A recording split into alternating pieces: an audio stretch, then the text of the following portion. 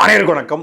தாவேகோட தலைவரும் தமிழக முதல்வருமான திரு விஜய் அவர்கள் பதவியேற்ற உடனே அந்த பதவியேற்பு விழாவிலேயே வெள்ளை அறிக்கையாக இதுவரைக்கும் என்னென்ன பண்ணியிருக்காங்க, எவ்வளவு கடன் இருக்கிறது, இந்த மாநிலம் எந்த நிலைமையில் இருக்குது என்பதை வெளிப்படையாக சொல்வதற்கு வெள்ளை அறிக்கையை வெளியிடுவோம் அப்படின்னு சொல்லி அறிவிச்சிருந்தார்.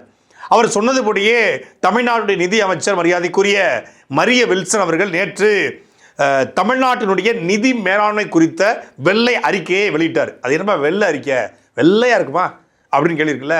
வெள்ளை அறிக்கைன்னா ஒரு மாநிலத்தினுடைய நிதி நிலைமை எந்த நிலைமையில் உள்ளது, கடன் எந்த நிலைமையில் உள்ளது, ஒரு மாநிலம் அடுத்து என்ன பண்ண போகுது, என்ன திட்டங்களை செயல்படுத்த போகுது அப்படிங்கிறது குறித்த ஒரு டிரான்ஸ்பரண்டான, வெளிப்படைத்தன்மையான அறிக்கை தான் வெள்ளை அறிக்கை என்று அழைக்கப்படுகிறது. இதை சட்டசபைக்கும் மக்களுக்கும் தெரிவிப்பது ஒரு மாநில அரசுடைய கடமை.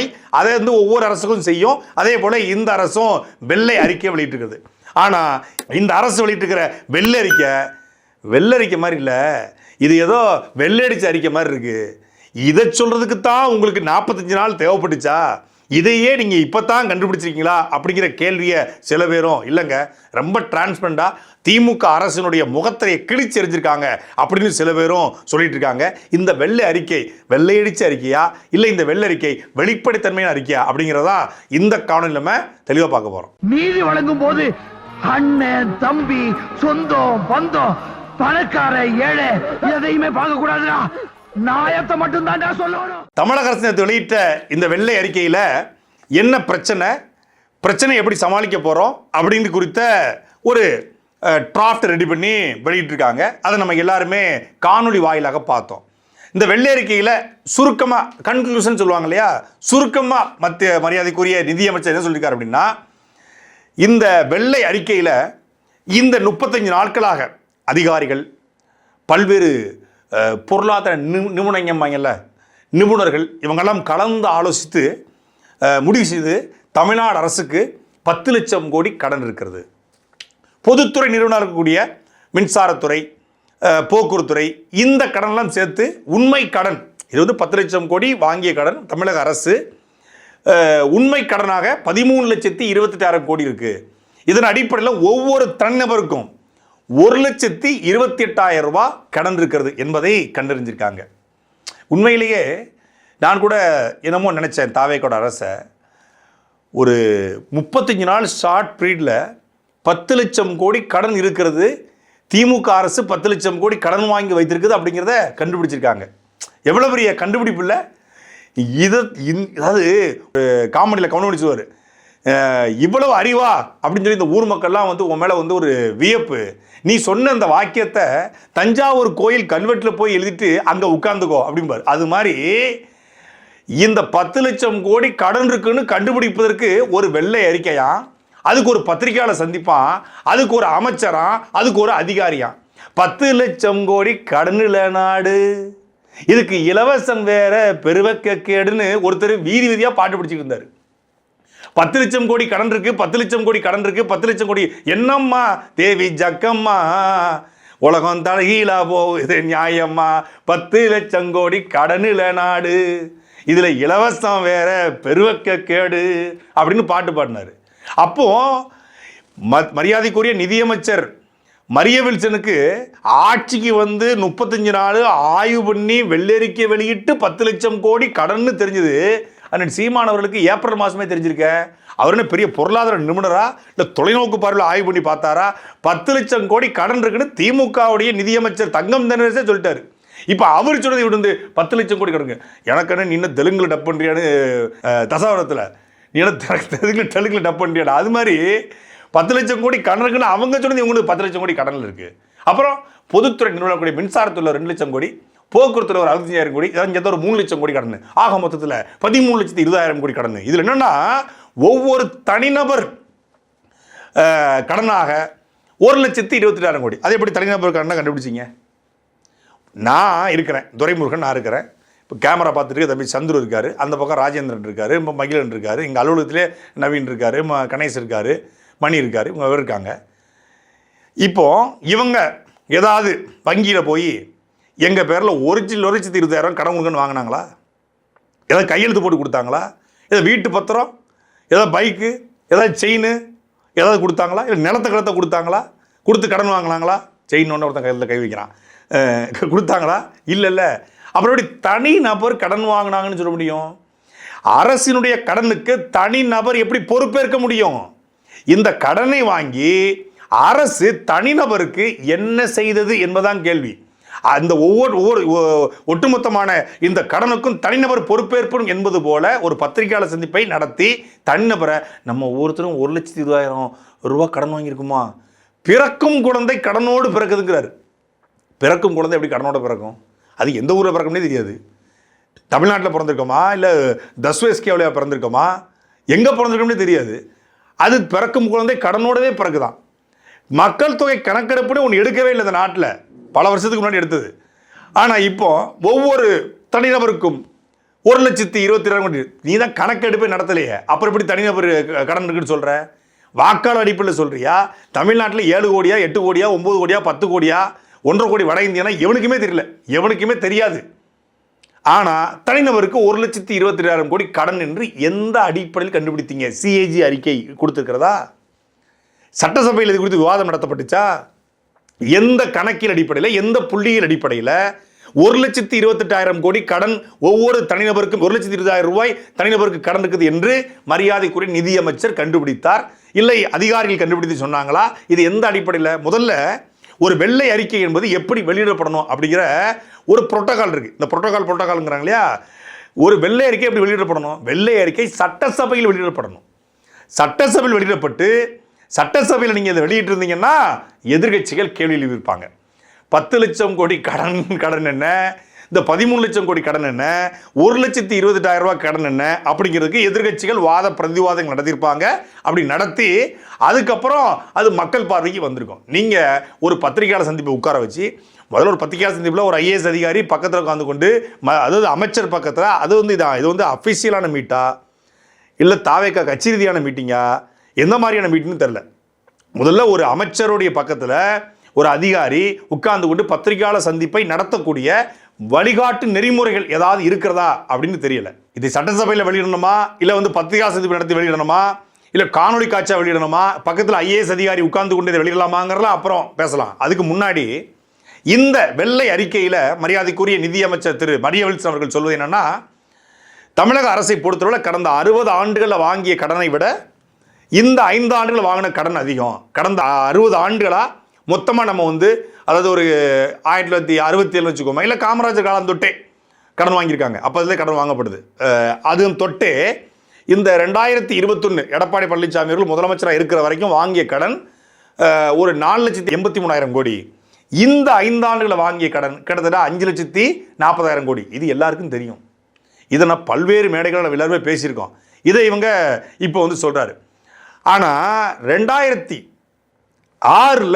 தமிழக அரசினுடைய கடன், 2006 வந்து திமுக, அன்னைக்கு அதிமுக முடிஞ்சு திமுக வரும்போது தமிழ்நாடு அரசுடைய கடன் வந்து 55,000 கோடி. 2006 2011 வரைக்கும் திமுக ஆட்சி முடிந்து அம்மையார் ஜெயலலிதா வரும்போது 1 லட்சம் கோடி. அதே ஜெயலலிதா அவருடைய ஆட்சியில் 2016 தொடங்கும் போது 2,20,000 கோடி நினைக்கிறேன். அதாவது அப்புறம் 2016 to 21 முடிஞ்சு மீண்டும் திமுக ஆட்சி, அதிமுக முடிஞ்சு திமுக வரும்போது 4,80,000 கோடி. 2006 50,000 கோடி, 2011 1 லட்சம் கோடி, 2016 2 லட்சம் கோடி, 2021 4,80,000 கோடி, 2026 10 லட்சம் கோடி. அப்படி பார்த்தா 2006 26 இந்த 20 ஆண்டுகளில் ஒவ்வொரு 5 ஆண்டுகளுக்கு முடியும் அந்தந்த வருடங்களுக்கு ஏற்ப, அந்த காலகட்டத்துக்கு ஏற்ப கடன் தொகை இரட்டை மடங்காகவே உயர்ந்திருக்கிறது.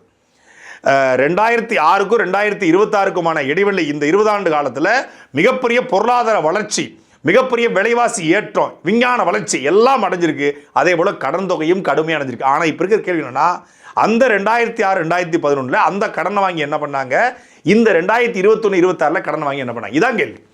இந்த கடன் தொகை வளர்ந்துருக்குங்கிறத விட என்ன பண்ணுனாங்க, அதையும் மரியாதைக்குரிய நிதியமைச்சர் மரியவில்சன் கேட்டிருக்காப்புல.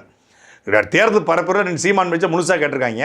கேட்டு வந்து இப்போ வந்து இந்த கடனை வாங்கி என்ன பண்ணீங்க, இலவசங்களுக்கு மட்டுமே இந்த கடன் தொகை செலவுப்படுத்தப்படுது, இலவசங்களால் மட்டுமே பயன்படுத்தப்பட்டிருக்கு.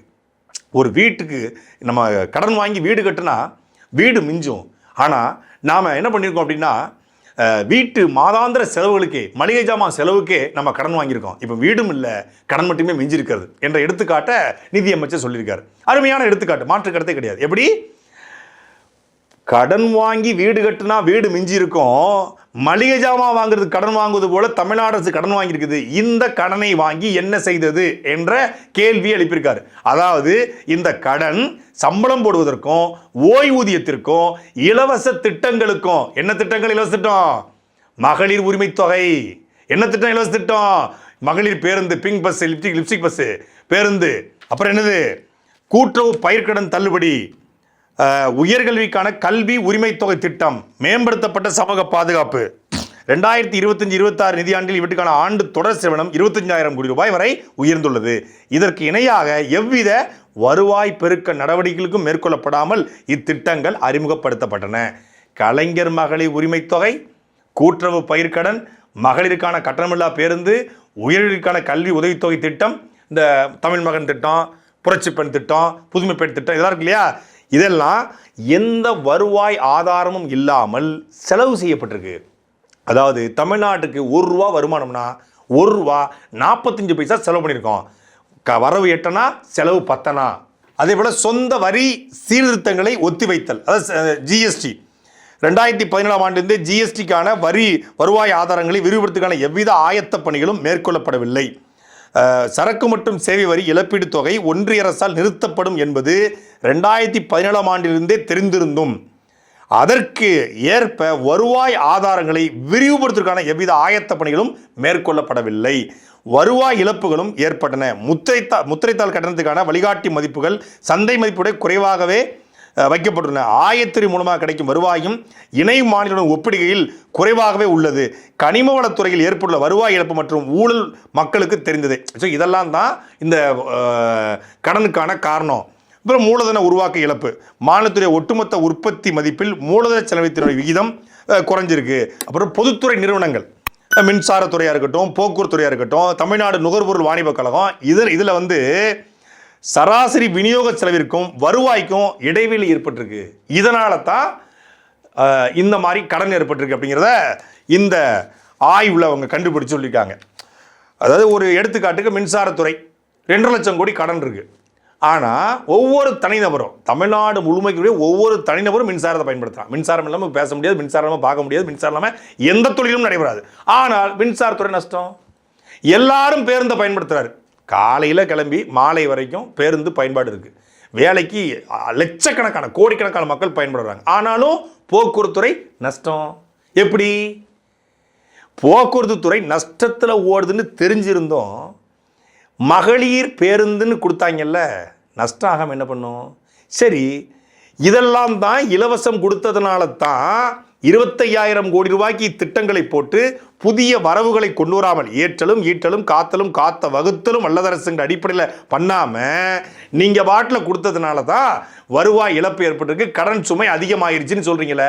அப்புறம் என்ன? இதுக்காக நீங்கள் அண்ணன் சீரு, தாய்மாமன் சீரு, அன்னபூர்ணி சூப்பர் 6, இடைநிற்றலுக்கு 15,000, ஒவ்வொரு இளைஞனுக்கு 4,000 அப்படிங்கிறத அறிவிச்சிங்க. மகளிர் உரிமை தொகை அங்கே 1000த்திற்கே 10 லட்சம் கோடி கடன்னா 2,500 ரூபா கொடுக்கணும் அறிவிச்சிங்களே. எத்தனை லட்சம் கோடி கடன் ஏற்படும்? அவங்க தமிழ் மகன் திட்டம், புதுமை பெண் திட்டம், அதில் 1000 ரூபா கொடுக்கும் போதே 10 லட்சம் கோடி கடன் வந்திருக்குத. நீங்கள் கல்யாண சீர், மகளிருக்கு கல்யாண சீர் சொன்னீங்களே, அது அண்ணன் சீர் திட்டமா? அதில் 8 கிராம் தங்கம் வழங்கப்படும். ப்ரோ மரிய வில்ஸ் ப்ரோ 8 கிராம் தங்கம் எவ்வளோ தெரியுமா? 1 கிராம் தங்கம் அன்னைக்கு 13,500 ரூபா, 15,000 வரைக்கும் வந்துருச்சு. ஒரு பவுனுக்கு கிட்டத்தட்ட நெருக்கி 1 லட்ச ரூபா.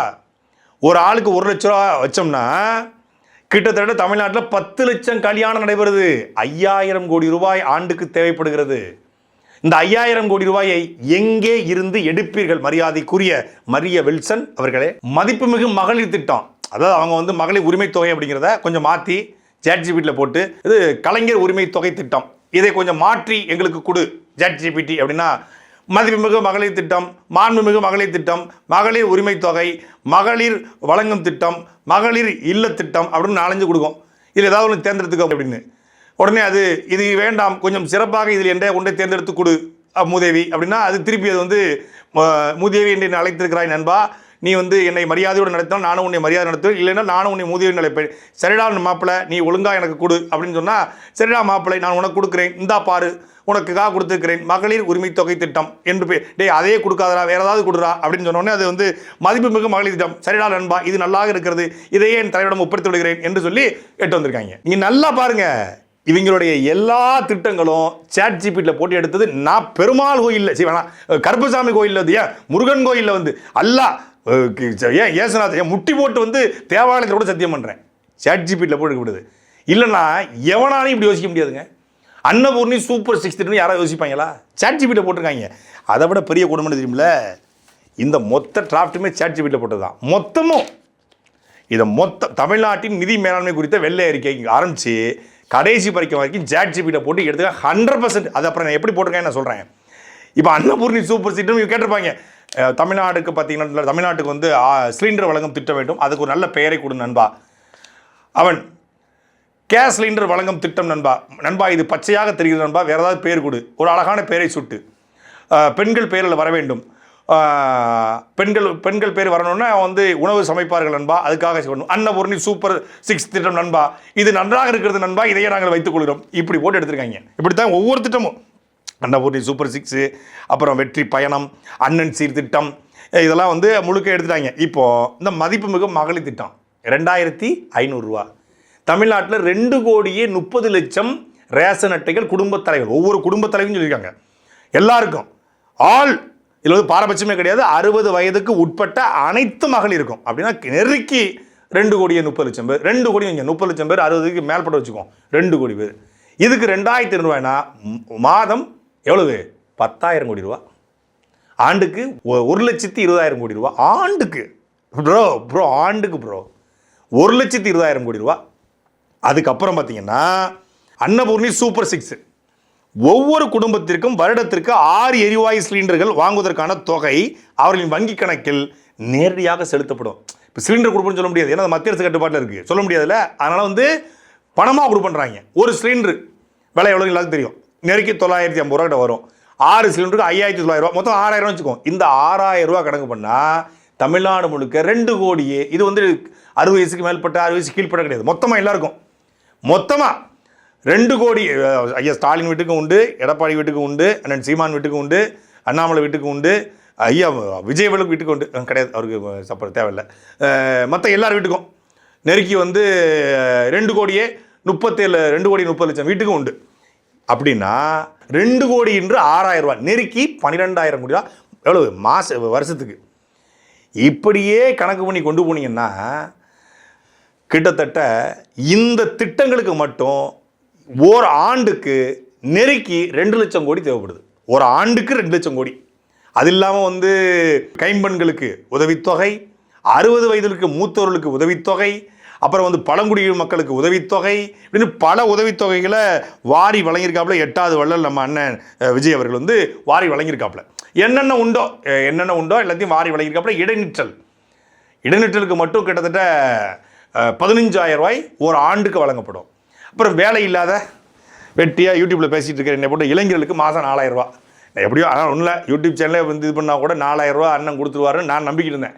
4,000 ரூபா நமக்கு போகுது, நமக்கு பெரியெல்லாம் அது கிடையாது. 4,000 ரூபா இருந்தால் நம்ம நல்லா வாழ்ந்துடலாம், ஒன்றும் பெரிய 4,000 ரூபா இருந்தால் போதுமே. நமக்கு பனையூர்லேயே நமக்கு ஒரு நல்ல வீடு அப்பார்ட்மெண்ட் வாங்கிட்டு நீட்டாக வந்து நம்ம அங்கே வந்து வாழ்ந்துட முடியும். அந்தளவுக்கு 4,000 ரூபாங்கிறது இன்றைக்கி சொஃபஸ்டிகேட்டடாக ஒரு இளைஞர் வந்து நல்ல ஒரு விஆர் மாலில் போயிட்டு, இல்லை வந்து ஸ்கை வாக்கில் போயிட்டு, இல்லை ஒரு மெரினா மாலில் போயிட்டு பர்ச்சேஸ் பண்ணிவிட்டு மாதம் 4 படம் நல்லா பார்த்துட்டு, பிவிஆரில் சினிமாஸ் பார்த்துட்டு, நம்ம வந்து நல்ல கொடைக்கானலுக்கு இன்ப சுற்றுலாக்கள் போயிட்டு, ஊட்டி கொடைக்கானலும் போயிட்டு 4,000 ரூபா வச்சு ஒரு வேலை இல்லாத இளைஞன் வாழ்ந்துட முடியும். நான் வேலை படிச்சிருக்கீங்க, வேலை வேண்டாம், 4,000 ரூபா தரேன், நீ வேலைக்கு போகாமல் வீட்டில் சும்மாரி உனக்கு 4,000 ரூபா தரேன்னு சொல்லியிருந்தாப்புல. இந்த 4,000 ரூபாய்க்கு கணக்கு பண்ணால் நெருக்கி எப்படி சொல்லும் 1 கோடி பேர் இருப்பான். 1 கோடி பேருக்கு 4,000 ரூபான்னா இதுவே 4,000 கோடி ரூபாய்க்கு மேலே வருது. எப்போ? மாதம் 4,000 கோடி ரூபா வருது. இப்படியே கணக்கு பண்ணி கொண்டு போனால் முன்னாள் நிதியமைச்சர் தங்கம் தென்னரசு அவர்கள் குறிப்பிட்டது போல் அடுத்த 5 ஆண்டுகளில் 20 லட்சம் கோடி கடனாக இந்த நாடு மாறுவதற்கான 100 விழுக்காடு வாய்ப்பு இருக்கு. அது கூட எனக்கு தெரிஞ்சு குறைஞ்சதுதான். இவர் சொன்னதை டிராஃப்ட் பண்ணி போட்டு இருந்தோம்னா அண்ணன் சீரு, அன்னபூர்ணி சூப்பர் 6, மதிப்புமிகு மகளிர் திட்டம், இந்த இடைநிற்றலுக்கு, அப்புறம் வந்து மாதம் இளைஞர்களுக்கு 4000 ரூபா, இந்த உதவித்தொகைகள், இது மட்டுமே கணக்கு பண்ணாலே 2 லட்சம் கோடிக்கு வருவது. இந்த 2 லட்சம் கோடி எப்படி வாங்குவீங்க? அதுக்கு தான் இந்த வெள்ளை அறிக்கை. என்ன சொல்லிட்டாங்கன்னா, இப்போ எங்ககிட்ட எதுவும் இல்லை. இங்கிலீஷ்காரன் படத்தில் வடிவேலு டவுசரில் கையை விட்டு எடுத்து காட்டுவார்ல அப்படின்னு, அது மாதிரி இப்போ எதுவுமே இல்லை. என்ன ஆயிடுச்சு? சட்டியை தொடச்சி வச்சிருக்காங்க. எசமா எதுவுமே இல்லை. அதனால இப்போ அந்த 2500 ஓவா தர முடியாது, அன்னபூர்ணி சூப்பர் 6 தர முடியாது, அப்புறம் மதிப்புமிகு மகளிர் தர முடியாது, இடைநீற்றலுக்கு 4000 ரூபா தர முடியாது, அப்புறம் அந்த மாணவர்களுக்கு 4000 ரூபா வாய்ப்பு இல்லை அப்படிங்கிறதுக்கு சொல்லாமல் புதிய திட்டங்களையும் நலத்திட்டங்களையும் வழங்குவதற்கு இப்போதைக்கு முடியாது. மீண்டும் நாங்கள் கடன் வாங்கித்தான் இதை செய்ய முடியும் என்பதற்கு, அதாவது ஆழம் தெரியாமல் காலை ஊட்டம் சாமி, உள்ளே வச்சு பார்த்தா தான் பூராமே கிடக்குது, அதனால் எங்களால் இப்போதைக்கு எதுவுமே முடியாது என்பதை வெளிப்படை தொன்மையோடு அறிவித்திருக்கிறது இந்த வெள்ளை அறிக்கை. அரசிட்ட பணம் இல்லை, அரசு கடன் வாங்கி தான் இந்த திட்டங்களை செய்ய முடியும். ஆனால் கடன் வாங்காமலும் செய்ய முடியும். என் யோசனை கேட்டிங்கன்னா செய்ய முடியும். நீங்கள் கேரியரோட உச்சத்தை உதறிட்டீங்க. Well done, lovely, awesome, congrats, all the best. ஆனால் இந்த கேரியரோட உச்சத்தை நீங்கள் உதறினாலும் உங்கள் மேலே ஒரு சிறு விமர்சனத்தே இருக்குது. நீங்கள் தான் எளிமையான வாழ்க்கை வாழ்கிறீங்க, வெறும் சாம்பார் சாதம் தான், நெகோ வந்து மாவடும் தயிர் சாதம் போதும் பார்த்து விடுங்க அப்படிங்கிற மாதிரி தான் நீங்கள் வாழ்க்கை. சாமி படத்தை வர திரிசா மாதிரியான வாழ்க்கை தான் உங்களுக்கு. அப்படிங்கும்போது போக 2 ரூபா வர 2 ரூபா, மத்தியானத்துக்கு சாப்பிட வந்து தயிர் சாதமும் மாவடும், அப்புறம் எதுக்கு காலேஜ் படிக்கிற பிள்ளைக்கு காசு அப்படின்னு சொல்கிற மாதிரி நீங்கள் வாழ்ந்துட்டு இருக்கீங்க. அப்படிங்கும்போது உங்களுக்கு எதுக்கு 800 கோடி ரூபாய் சொத்து? பனையூரில் வீடு வச்சுக்கோங்க, ஹம்மர் இது ஃபார்ச்சுனர் கார் இருக்குது, அந்த ரேஞ்ச் ரோவர் கார் இருக்குது, அப்புறம் நிறைய கார்கள் இருக்குது, அதெல்லாம் வச்சுக்கோங்க. முதலமைச்சருக்கு அதெல்லாம் தேவை தான், மாற்றுக்கிறதே கிடையாது. தலைச்சேர்மத்துக்கும் அதுக்கும் போய்ட்டு வர போகிறீங்க. இப்போ இதில் கூட போயஸ்வரத்தோட வீடு கட்டிக்கோங்க, பிரச்சனை கிடையாது. ஆனால் 800 கோடி ரூபாங்கிறது அபரிதம். ஏன்னா எதுவுமே இல்லை அப்படிங்கும்போது 800 கோடி ரூபாங்கிறது உங்களுக்கு அபரிதமாக இருக்குது. மரியாதைக்குரிய செங்கோட்டையன் அவர்கள் வந்து சொல்லியிருந்தாங்க, வருவாய்த்துறை அமைச்சர் செங்கோட்டையன் சொல்லியிருந்தாங்க, ஒரு ஆண்டுக்கு 1000 கோடி ரூபாய் வருமானத்தை விட்டு கொண்டு வருகிறார் எங்களுடைய தலைவர் தளபதி. யாருங்க பண்ணுவாங்க? யார் பண்ணுவா? தமிழ்நாட்டில் யாராவது பண்ண முடியுமா? அவருடைய கேருடைய உச்சத்தையே உதறிட்டு வந்திருக்காரு. 1000 கோடி ரூபாய் வருவாயை உதறியிருக்காரு அப்படின்னு சொல்கிறாங்க. உண்மையிலேயே தமிழ்நாடு கடனில் இருக்குது. நீங்களோ இறக்க மனசுக்காரரு, நீங்களோ வந்து அதாவது சாப்பிட்டுக்கிட்டு இருக்கும்போது யாராவது வந்து சாப்பாடு கூட வாந்தி எடுத்து அதை கொடுத்துருவீங்க. அந்தளவுக்கு நீங்கள் வந்து திறந்த பறந்த மனசுக்காரனுங்கிறது எல்லாருக்குமே தெரியும். டிரான்ஸ்பரன்சி நீங்கள் அப்படி ஆளுங்கிறது தெரியும். உங்கள் கைகள் கூட வந்து செவந்து கொடுத்து செவந்து போயிருக்கும் கூட சில பேர் சொல்கிறாங்க, கை கொடுத்தவங்கலாம். அப்படிங்கும்போது அந்தளவுக்கு நீங்கள் இருக்கும்போது செங்கோட்டையர்கள் சொல்வதை உறுதிப்படுத்துவது போல நீங்கள் ஏன் உங்களுடைய சொத்துக்களை அரசுடைமையாக்கி அந்த சொத்துக்குள்ள வருமானத்தை வைத்து உண்மையான அண்ணன் சீரை கொடுக்கக்கூடாது? இப்போ அண்ணன் சீர் கொடுக்க காசு இல்லை, நீங்கள் கமிட்மெண்ட்டை கொடுத்துட்டீங்க. கமிட்மெண்ட் கொடுத்த காப்பாற்றுறோம். நான் உண்மையிலே மரியாதைக்குரிய அண்ணன் விஜய் அவர்களை அண்ணனாக நினைத்தே சொல்கிறேன். அண்ணா, தயவு செய்து அண்ணா, நீங்கள் உங்களுடைய சொத்துக்களை வைத்து அந்த 800 கோடி ரூபாய் வைத்து நீங்கள் ஏன் அண்ணன் சீரை கொடுக்க முடியாது? ஏன்னா அதுக்கும் அண்ணன் சீர் கொடுப்பதற்கு ஒன்றும் தடை இல்லையே, யாரும் தடுக்க போகிறது இல்லையே. நீங்கள் அதே போல் அண்ணன் சீரை விஜய் அவர்களுடைய சொத்துக்கள் 800 கோடி வெளியே தெரிஞ்சிருக்கு, வெளியே தெரியாமல் நிறைய இன்வெஸ்ட்மெண்ட்லாம் பண்ணியிருக்க வாய்ப்பு இருக்கிறது. அதை வைத்து அவர் கொடுக்க முடியும். ஏன்னா மீதி இருக்க வாழ்க்கையை அவர் தமிழ்நாட்டுக்காக வாழ வந்துட்டார். ஏன்னா தமிழ்நாட்டு மக்களுக்காக அவர் வந்துட்டாங்க போது கொடுத்துடலாம். அதே போல் எனக்கு ஒன்றும் இல்லைங்க, அந்த மனுஷனை மாதிரி ஒரு மனுஷனே கிடையாதுங்க. அந்த மனுஷனை மாதிரி ஒரு மனுஷனை பார்த்ததே இல்லைங்க. ஏங்க இப்பேற்பட்ட பெரிய பணக்காரன்னு சொல்கிறாங்க, ஆனால் சாம்பார் சாதமும் உருளைக்கிழங்கு பொரியலும் இருந்தால் அவர் வாழ்க்கையை ஓட்டிடுவார். சொன்னது யார்? தமிழ்நாடு பள்ளிக்கல்வித்துறை அமைச்சர் மரியாதைக்குரிய ராஜ்மோகன். யாரை பற்றி சொன்னார்? தமிழ்நாட்டுடைய நெடுஞ்சாலைத்துறை அமைச்சர் மரியாதைக்குரிய அன்பு சகோதரன் ஆரூர் அண்ணன் ஆதவ் அர்ஜுனா. அவரை பார்த்து இவர் சொல்கிறார், சாம்பார் சாதம் இருந்தால் அவர் வாழ்க்கையை ஓட்டிடுவார்னு. அதனால் மரியாதைக்குரிய அண்ணன் ஆதவ் அர்ஜுனா அவர்கள் பெருந்தன்மையோடு, ஏன்னா அவருக்கு 100கணக்கான நிறுவனங்கள் இருக்குது, பணம் வந்து எண்ணி பார்க்கறதுக்குள்ள நீங்கள் நானும் செத்து போயிடுவோம், அந்த அளவுக்கு இருக்குது. ஏன்னா அவரே சொல்லியிருக்காப்புல 300 கோடி ரூபாய்க்கு மேலே வருமானம் காட்டியிருக்காரு. அரைஸ் அப்படின்னு ஒரு நிறுவனம் இருக்குது, ஒரு ஃபைனான்ஸ் கம்பெனி, தமிழ்நாடு முழுக்க ஃபினான்ஸ் பண்ணுறாங்க. ரொம்ப கம்மியான வட்டி தான் அவங்களதும். உண்மையிலே தங்கமான மனசுக்காரர் அண்ணன் ஆதவ் அர்ஜுனா 1 லட்ச ரூபாய்க்கு 18% மட்டும் தான் வட்டி வாங்குறாப்புல, ரொம்பலாம் வாங்குறது கிடையாது. ரொம்ப ரொம்ப எளிமையான வாழ்க்கை வாழக்கூடியவர். கொடுத்து கொடுத்து சிவந்த கரங்களுக்கு சொந்தக்காரர் போல் வாழ்ந்துட்டு இருக்காரு. 1 லட்ச ரூபா கூட 18,000 தான் வட்டி. வட்டி வாங்கினா கூட ஒன்றும் பெருசாக பண்ண முடியாது. ஜப்தி மட்டும் பண்ணுவாங்க, வீடு வந்தால் ஜப்தி பண்ணிடுவாங்க, அந்த மாதிரி தான் பண்ணுவாங்க, பெருசாக ஒன்றும் பண்ண மாட்டாங்க. அந்த அளவுக்கு இந்த அரசு நிறுவனம் நடந்துகிட்டு இருக்கு. நிறைய ஃபினான்ஸ் நிறுவனங்கள் நடத்துகிறாங்க. அந்த வருவாய் அப்படியே அரசுரிமையாக்கி, ஏன்னா அவருக்கு சாம்பார் சாதமும் உருளைக்கிழங்கு தான்.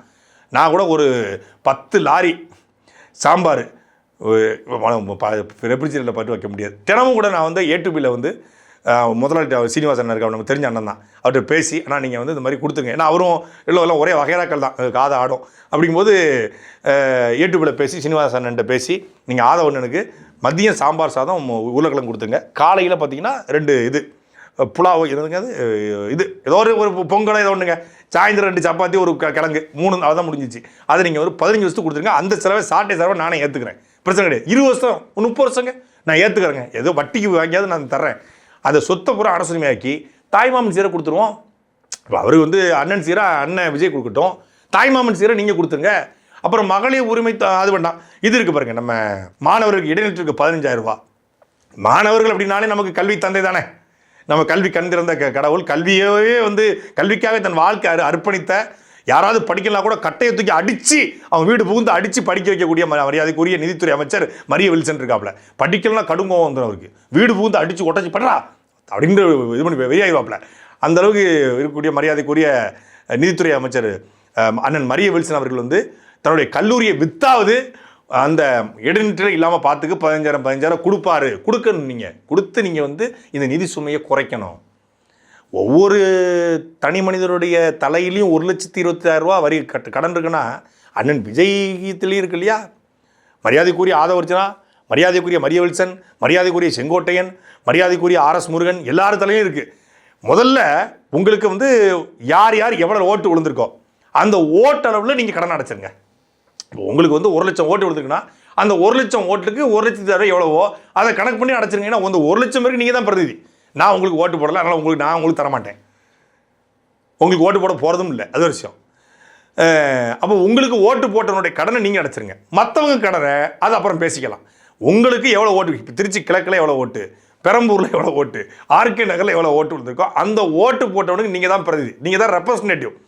அந்த கடனை நீங்கள் அடைங்க. அதுக்கப்புறம் ஒவ்வொரு தனிநபரும் எப்படி கடன் அடைக்கிறாங்கிறது பேசுவோம். இப்போ சில பேர் கிளம்பிடுவாங்க, புரட்சியாளர்கள், நாட்டினுடைய கடனை தீர்க்க வந்த நல்லவர்கள், மனிதநேயத்துக்காகவே பெத்து போட்ட வந்த பெருமான்கள். என்னுடைய கடன், இந்தியாவோட கடன், தமிழன் படத்தில் தேடுவாப்புல இந்தியாவுடைய மொத்த கடன் அளவு, உலக வங்கியில் இந்தியா கடன், உடனே அடித்த உடனே வந்துருமா கடன் உடனே. அப்புறம் பார்த்தீங்கன்னா தமிழ்நாட்டோட கடன் எவ்வளவு, தமிழ்நாட்டுக்கு நாசத்துடைய கடன் எவ்வளவு அப்படின்னு வந்தோடனே இவரோட கடன் வந்து 4,000 ரூபாயாம். இதை வந்து டிராஃப்ட் எடுத்து ரீட் எடுத்து குடித்தவருக்கு அனுப்பாப்புல. யார்? தமிழன் படத்தில் நம்ம மரியாதைக்குரிய தமிழ்நாடு முதலமைச்சர் ஐயா அண்ணன் விஜய் அவர்கள். அதே போல் இப்போ கிளம்பிடுவாங்க 1,26,000 ரூபா, இது ஏன் கடன், எங்கள் அண்ணனுக்காக, எங்கள் அண்ணனுக்கு நான் பண்ணுவேன், வேற எவன்டா பண்ணுவான் அப்படின்னு அட்லி மாதிரி கிளம்புவாங்க பாருங்க. இப்போ சரி, தாவேக்காவுடைய நிதி அமைச்சர் மரியாதைக்குரிய மரிய வில்சன் பிரச்சனையை சொல்லிட்டாரு, தீர்வு சொல்லியிருக்காரு. எப்படி தெரியுமில்ல? ஊழலற்ற நிர்வாகத்தின் மூலம் வருவாய் இழப்புகளை சரி செய்தல், வணிக வரிகள், முத்திரைத்தாள் மற்றும் பத்திரப்பதிவு, ஆயத்தீர்வை மற்றும் கனிம வளம் ஆகியவற்றில் உள்ள அமைப்பு ரீதியான ஊழல் மற்றும் நிர்வாக சீர்கட்டினால் கணிசமான வருவாய் இழக்கப்பட்டுள்ளது. ஊழலற்ற நிர்வாகம் மூலம் நடப்பாண்டில் 20,000 கோடி ரூபாய் வரை கூடுதல் நிதி வரவை ஏற்படுத்தலாம் என்ற கணிப்பு. எப்படி கணிப்பு? உத்தேசமான கணிப்பு. நிதி இழப்புகளை சரி செய்தாலே சொந்த வரியீட்டும் திறன் பெருமளவு கூடும். அதாவது இப்போ தான் வந்து அவங்க வந்து இடத்த வாங்கியிருக்காங்க, இனி தோண்டணும், அப்புறம் கட்டணும், அதுக்கப்புறம் தான் வீட்டில் போய் குடி போகணும். இதுக்குள்ளே நமக்கு என்ன ஆகும்? 75 வயசு ஆயோரும். இப்போ ஊழல் இல்லாத நிர்வாகத்தை உருவாக்கி அது மூலமாக வருமானத்தை பெருக்கி, அந்த வருமானத்தை பெருக்கி அதுக்கு மூலமாக அண்ணன் சீரை கொடுக்கறதுக்குள்ள கனிம வளத்துறை, கனிம வளங்களை வந்து என்ன பண்ணுவாங்கன்னா நிர்வாகத்தை நவீனமயமாக்குதல். எப்படி? இழப்பு ஏற்படும் வழிகளுக்கு தீர்வு காணுதல், முழுமையான அரசின் அதிகார வரம்பிற்கு அனைத்து நடவடிக்கைகளும் மேற்கொள்ளுதல். கனிம வளம் வந்து இப்போ என்னென்னா தனிநபர்களுடைய கட்டுப்பாட்டில் இருக்குது. தனிநபருடைய கட்டுப்பாட்டில் இருப்பதுனால சரியாக அவங்ககிட்ட வந்து வசூல் பண்ண முடியலை. அதனால் என்ன பண்ண போகிறோம்? அரசே மொத்தமாக எடுத்து நடத்தி ஒரே ஆள்கிட்ட தனியார்ட்ட ஒப்படைச்சிரும். நான் சொன்னேன்ல, மொத்தமாக கொண்டு போய் தனியார்ட்ட ஒப்படைப்பாங்க. தனியார்ட்ட ஒப்படைச்சிட்டு அந்த தனியார்ட்ட இப்போது கனிம வளத்துறையில் நேரடியாக போய் ஒரு கல்குவாரில் போய் ஒரு அமைச்சரோ இல்லை ஒரு அதிகாரியை காசு கேட்டால் நம்ம சும்மா இருப்போமா? அவன் காசு அங்கிட்டு கொடுத்து நம்மகிட்ட போட்டு விட்ருவான், நம்ம வீடியோ போட்டு அம்பலப்படுத்தி விட்ருவோம். இப்போ என்ன பண்ணுவாங்க, தனிநபர் வங்கி வாங்கின பிரச்சனை, நாங்கள் வாங்க மாட்டோம், 5 பைசா வாங்க மாட்டோம் அப்படின்னு சொல்லிட்டு மொத்தத்தையும் ஒரே ஆள்கிட்ட கொடுப்பது. அதான் சொல்கிறாங்க, என்ன சொல்கிறாங்கன்னா அரசின் நேரடி கட்டுப்பாட்டில் கொண்டு வரணும். பெரிய நிறுவனங்கள்கிட்ட இந்த பிளான் ஏற்கனவே திமுக இருந்துச்சு, கனிமவளத்துறையை மொத்தமாக தனியார்ட்ட ஒப்படைப்பது. அதே போல் இப்போ மொத்தமாக தனியார்கிட்டையோ, தனியார்னா ஒரு கம்பெனிக்கிட்டேயோ இல்லை தனி நபர்கிட்டையோ ஒப்படைச்சி நீங்கள் கட்டுப்படுத்திக்கோங்க, எங்களுக்கு அரசுக்கு நீங்கள் இவ்வளவு வருவாயை கொடுத்துடணும், எங்களுக்கு இவ்வளவு கொடுத்துடணும்.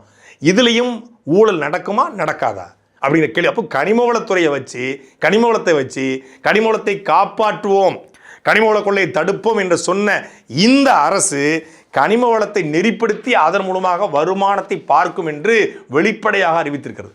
இதை மரியாதைக்குரிய நெடுஞ்சாலைத்துறை அமைச்சர் ஆதவர்ஜுனா அவர்களும் சொல்லியிருந்தார், கனிமவளத்தை நெறிப்படுத்தினாலே நிறைய சம்பாதிக்கலாம் அப்படின்னு, நிறைய வருமானத்தை ஈட்ட முடியுங்கிறது. அப்போ இந்த கனிமவளத்தை வைத்து வருமானத்தை ஈட்டணும் அப்படிங்கிறது இவருடைய திட்டமாக இருக்கிறது.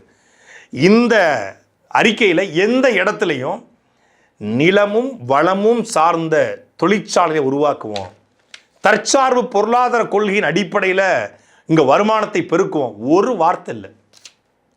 உலக நாடுகள் எல்லாம் இன்றைக்கு எப்படி போய்கிட்டு இருக்கு, இந்தியாவில் பல்வேறு மாநிலங்கள் எப்படி போய்கிட்டு இருக்குது, எதை பற்றியும் கவலைப்படாமல், எதை பற்றியும் பார்க்காம முழுக்க முழுக்க தொழில் முதலீடுகளை ஈர்ப்போம், ஊழலை தடுப்போம், கனிமவளத்தை இது பண்ணுவோம், அப்புறம் வந்து நேர்மையான நம்பகமான வரவு செலவு திட்டமிடல் அப்படின்னு சும்மா வந்து எல்லாமே ChatGPT தானே போட்டு எடுத்திருக்காங்க, என்னென்ன பண்ணணும்னு எடுத்திருக்காங்க. மற்றபடி வருமானத்தை பெருக்கக்கூடிய, வருவாயை பெருக்கக்கூடிய எந்த திட்டமும் இந்த அரசுகிட்ட இல்லை. ஏன்? நோக்கம் இல்லை. நோக்கம்னு ஒன்று இருந்தால் தான் சிந்தனை பிறக்கும். சிந்தனை பிறக்கிற போது புதிய திட்டம் பிறக்கும். புதிய திட்டம் பிறந்தால் அந்த திட்டத்தை செயல்படுத்தக்கூடிய எண்ணம் இருக்கும். நோக்கம் வேணும்ல. மரியாதைக்குரிய தொழில்துறை அமைச்சர் கீர்த்தனா அவர்கள் வந்து கொரியாவுக்கு போயிருந்தாங்க. எதுக்கு? தொழில் முதலீடுகளை ஈர்ப்பதற்காக அப்படின்னு சொன்னாங்க. ஆனால் அவங்க என்ன பேட்டியில் சொல்லியிருக்காங்க, ஒரே ஒரு கஸ்டமர் 6000 crores பட்டாசு ஆர்டர் பண்ணியிருக்காங்க.